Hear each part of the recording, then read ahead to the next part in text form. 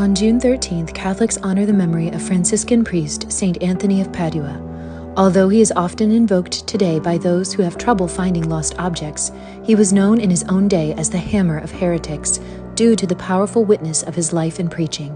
He was born and given the name Ferdinand in Lisbon, Portugal in 1195. Ferdinand made his own decision to enter religious life at age 15. He initially lived in the monastery of the Augustinian order outside of Lisbon. 8 years later, in 1220, he learned the news about 5 Franciscan friars who had recently died for their faith in Morocco.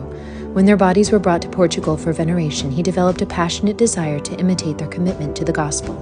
When a group of Franciscans visited the monastery, he told them he wanted to adopt their poor and humble way of life. He eventually obtained permission to leave the Augustinians and join the small Franciscan monastery in 1221. At that time, he took the name Anthony after the 4th century desert monk Saint Anthony of Egypt.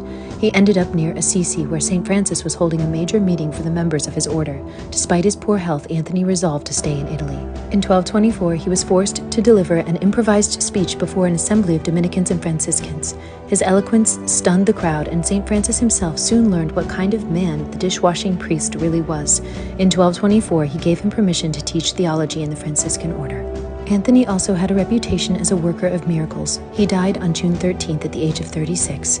Saint Anthony of Padua, pray for us.